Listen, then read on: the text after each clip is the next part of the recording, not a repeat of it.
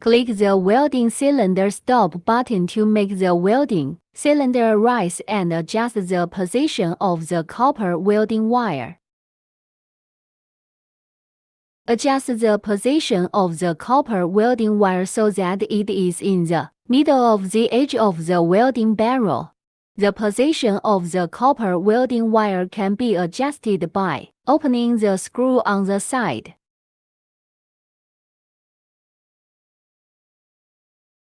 When adjusting the angle of the copper welding wire, be sure to ensure that the copper welding wire is tilted upward.